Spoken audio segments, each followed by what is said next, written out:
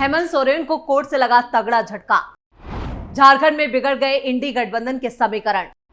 JMM और कांग्रेस में मची भगदड़। सुप्रीम कोर्ट से भी हेमंत सोरेन को नहीं मिली राहत। नमस्कार, मैं हूं परवीन शेख और आप देख रहे हैं कैपिटल टीवी की स्पेशल स्टोरी। पीएम मोदी ये प्रण कर चुके हैं कि देश में कोई भ्रष्टाचारी नहीं बचेगा।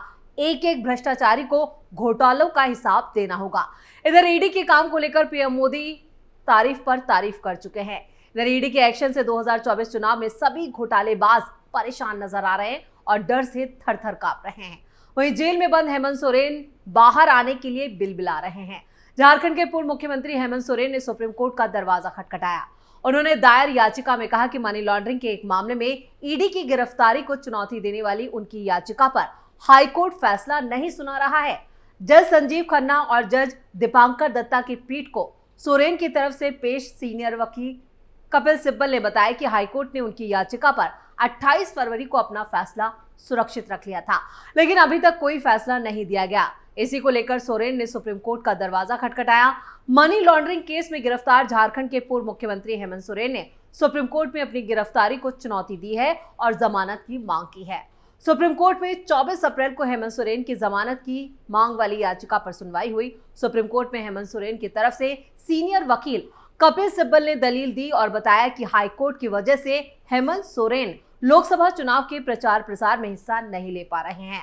सुप्रीम कोर्ट से कपिल सिब्बल ने कहा, झारखंड हाईकोर्ट में हेमंत सोरेन की जमानत पर फैसला सुरक्षित रख लिया गया, लेकिन हाईकोर्ट फैसला नहीं सुना रहा है। इसकी वजह से हेमंत सोरेन चुनाव प्रचार में हिस्सा नहीं ले पा रहे हैं। इसके बाद सुप्रीम कोर्ट से कपिल सिब्बल ने हाईकोर्ट को हेमंत सोरेन की जमानत पर जल्द फैसला लेने के लिए आदेश जारी करने की मांग की। इस मांग पर सुनवाई करते हुए सुप्रीम कोर्ट ने कपिल सिब्बल से कहा, आप चीफ जस्टिस के सेक्रेटरी को यह मामला भेज दीजिए, वही तय करेंगे कि आपकी याचिका पर कब सुनवाई की जाए। दरअसल झारखंड हाईकोर्ट में हेमंत सोरेन की तरफ से दाखिल याचिका में ईडी की तरफ से अपनी गिरफ्तारी को चुनौती देते हुए जमानत की मांग की गई थी, जिस पर हाईकोर्ट ने अपना फैसला सुरक्षित रख लिया था।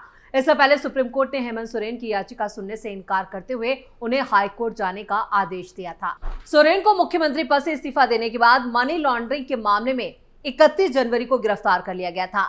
ईडी ने यहां पर जमीन घोटाले के मामले से जुड़े मनी लॉन्ड्रिंग के आरोपों को लेकर 7 घंटे से ज्यादा तक उनसे पूछताछ की थी। उससे पहले भी कई बार ईडी उन्हें यहां पर पूछताछ के लिए बुला चुकी थी और उसी पूछताछ के बाद उन्हें गिरफ्तार कर लिया गया था, लेकिन यहां से भी सोरेन को राहत मिलती फिलहाल नहीं दिख रही। आपको बता दें कि हेमंत सोरेन को ईडी ने यहां पर 1 फरवरी को ऑफिशियल तौर पर गिरफ्तार किया था। उन पर जमीन से जुड़े घोटाले के मामले में मनी लॉन्ड्रिंग का आरोप है। पूर्व सीएम फिलहाल रांची की बिरसा मुंडा जेल में न्यायिक हिरासत में है और इस मामले में हाईकोर्ट ने सोरेन की जमानत याचिका पर जवाब देने के लिए ईडी को 1 हफ्ते का और वक्त दिया है, जिससे साफ है कि पूर्व सीएम अभी जेल में ही रहने वाले हैं। सोरेन के खिलाफ जांच में रांची ने 8 एकड़ जमीन से जुड़ी जो पूरा मामला है उसी में गिरफ्तारी की थी। ईडी का आरोप है कि इसे गैरकानूनी रूप से कब्जे में लिया गया था और ईडी ने सोरेन प्रसाद और सोरेन के कथित फ्रंटमैन राजकुमार पाहन और हिलारियस कच्छप और पूर्व मुख्यमंत्री के कथित सहयोगी विनोद सिंह के खिलाफ 30 मार्च को विशेष पीएमएलए अदालत में आरोप पत्र दायर किया था। सोरेन ने रांची की एक विशेष अदालत के सामने जमानत याचिका दायर की थी, जिसमें उन्होंने यह आरोप लगाया कि उनकी गिरफ्तारी राजनीति से प्रेरित है और बीजेपी के इशारे पर यहां पर उन्हें इसमें घसीटा गया है और एक साजिश के तहत गिरफ्तार किया गया। ईडी ने रांची में जमीन की कुर्क से लेकर अदालत से जो जमीन जब्त की गई थी उसको भी लेकर कई खुलासे किए। मनी लॉन्ड्रिंग की जांच झारखंड पुलिस की तरफ से राज्य सरकार के अधिकारियों सहित कई लोगों के खिलाफ यहां पर चल रही है, जिसमें कई एफआईआर दर्ज हैं। उसी एफआईआर के आधार पर ही मनी लॉन्ड्रिंग का केस बनाया गया। मामले में मुख्य आरोपी प्रसाद है, जो सरकारी रिकॉर्ड का संरक्षक था। ईडी ने एक बयान में कहा था कि उन पर आरोप है कि उन्होंने हेमंत सोरेन समेत कई लोगों को यहां पर भू संपत्तियों के रूप में अवैध कब्जे, अधिग्रहण और अपराध से जुड़े यहां पर जो गैर कानूनी धन था उसमें भी वो लिप्त पाए गए थे और इसी मामले में यहाँ पर ये पूरा मामला जो था वो दर्ज किया गया था। तो ईडी ने दावा किया था कि झारखंड में यहाँ पर जमीन माफिया का एक रैकेट जो है वो काफी एक्टिव है, सक्रिय है, जो रांची में जमीन के रिकॉर्ड में फर्जीवाड़ा करता है। अब ईडी के इन आरोपों से सोरेन का बच के निकलना मुश्किल नजर आ रहा है। इधर हेमंत सोरेन की पत्नी कल्पना सोरेन इंडी गठबंधन के साथ मिलकर चुनावों में सक्रिय हैं। 21 अप्रैल को रांची में हुई गठबंधन की रैली में कल्पना ने कहा था, जिंदाबाद जिंदाबाद जिंदाबाद जिंदाबाद जिंदाबाद जी का ताला टूटेगा। सोरेन छूटेगा जेल का ताला टूटेगा हेमंत सोरेन छूटेगा जेल का ताला टूटेगा हेमंत सोरेन छूटेगा जेल का ताला टूटेगा हेमंत सोरेन छूटेगा जेल का ताला टूटेगा हेमंत सोरेन छूटेगा। तो रांची की रैली हेमंत सोरेन की गिरफ्तारी को लेकर ही रखी गई थी, जिसमें इंडी गठबंधन के बड़े नेताओं के साथ साथ सुनीता केजरीवाल ने भी हिस्सा लिया था। मंच पर शराब घोटाले में गिरफ्तार केजरीवाल और जमीन घोटाले में गिरफ्तार हेमंत सोरेन के लिए खाली कुर्सियां भी रखी गई थी। सुनीता केजरीवाल और कल्पना सोरेन ने एक साथ मंच से बीजेपी को चुनौती दी थी। वैसे झारखंड में सियासी तापमान काफी बढ़ा हुआ है। झारखंड की 14 लोकसभा सीटों को लेकर बीजेपी और इंडी गठबंधन आमने सामने हैं। झारखंड में 4 चरणों में चुनाव है, जिनमें 13 मई, 20 मई, 25 मई और 1 जून को वोटिंग है। और यही वजह है कि हेमंत सोरेन मतदान से पहले जमानत पर बाहर आना चाहते हैं, जिससे वो दिशाहीन हो रही पार्टी को संभाल सके। लेकिन इधर राज्य में बीजेपी भ्रष्टाचार को लेकर जेएमएम को घेर रही है। कल्पना सोरेन ने संभाला मोर्चा, पार्टी में नहीं रुक रही है बगावत। क्या सोरेन 2024 चुनाव में नहीं ले पाएंगे हिस्सा? जेएमएम के पोस्टर बॉय हेमंत सोरेन। अब चुनावी मोर्चे पर सोरेन की पत्नी कल्पना सोरेन एक्टिव हैं। उनकी कई जनसभाएं हुई हैं। उन्होंने जेएमएम के कार्यालय पर जाकर कई जिलों के कार्यकर्ताओं से मुलाकात की है। उनकी अगुवाई में 21 अप्रैल को रांची में इंडी गठबंधन दलों की रैली हुई और इस रैली में विपक्ष के बड़े नेताओं ने शिरकत की। लेकिन इस रैली में राहुल गांधी नहीं पहुंचे थे, लेकिन मल्लिकार्जुन खड़गे ने शिरकत की थी और पीएम मोदी पर निशाना साधा था। खड़गे ने भी कहा था कि सोरेन को बीजेपी के इशारे पर और एक साजिश के तहत गिरफ्तार किया गया है।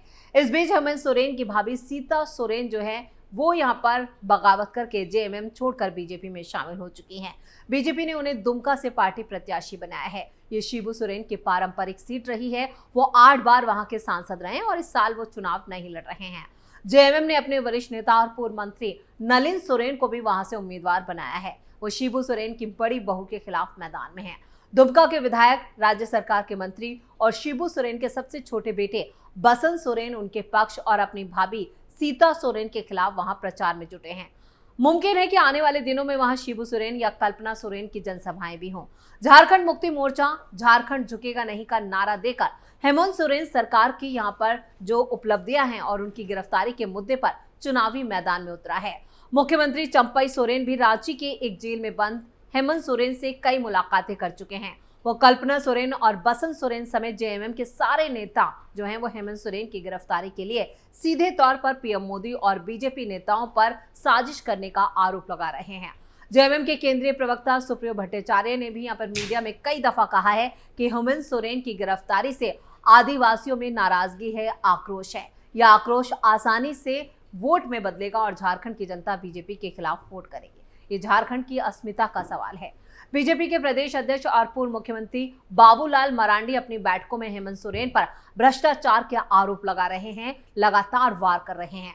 उसके साथ प्रधानमंत्री नरेंद्र मोदी की उपलब्धियों की भी चर्चा कर रहे हैं।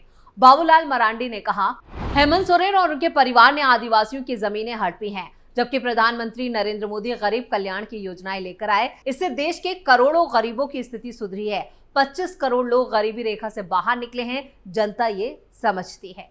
तो झारखंड में अभी तक के ट्रेंड से साफ है कि यहाँ पक्ष और विपक्ष दोनों के लिए हेमंत सोरेन एक बड़ा फैक्टर बन चुके हैं। राजनीतिक विश्लेषक मानते हैं कि यह चुनाव भले ही लोकसभा का है, लेकिन नेताओं की अब तक की बयानबाजी ने इसे मोदी बनाम हेमंत सोरेन बना दिया है। संथाल परगना इलाके में हेमंत सोरेन की गिरफ्तारी का मुद्दा ज्यादा प्रभावी नजर आता है, क्योंकि ये एक आदिवासी इलाका है, क्योंकि वहां के लोगों का झारखंड मुक्ति मोर्चा से भावनात्मक, या कहें कि इमोशनल एक जुड़ाव रहा है। और कोल्हान इलाके में भी इसका असर देखा जा सकता है। शिबू सोरेन से संथालियों का पुराना अफेक्शन है।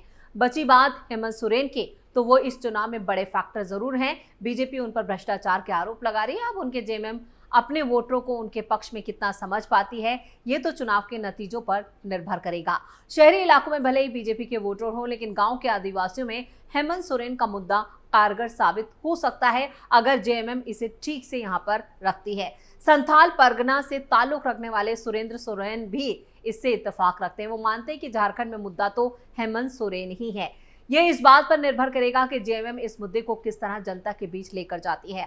अगर ये कारगर तरीके से लोगों के बीच ले जाया गया तो इसका असर पड़ेगा। झारखंड मुक्ति मोर्चा हेमंत सोरेन के जेल जाने के मुद्दे को जनता के बीच अगर ठीक से ले जाने में सफल हुई तो तो बीजेपी को नुकसान उठाना पड़ सकता है। शायद यही वजह है कि सोरेन का जेल में रहना ही बीजेपी के लिए भी फायदे का सौदा है और बीजेपी भी चाहेगी कि फिलहाल उसे किसी तरह की राहत ना मिले। लेकिन फिलहाल उन्होंने सुप्रीम कोर्ट का दरवाजा खटखटाया है, लेकिन सुप्रीम कोर्ट का इस मामले को लेकर क्या रुख रहता है उस पर सभी की नजरें टिकी हुई हैं। स्पेशल स्टोरी में इतना ही। वीडियो को लाइक करें, शेयर करें और कैपिटल टीवी को अगर सब्सक्राइब नहीं किया है तो जल्दी से सब्सक्राइब कर लें। नमस्कार।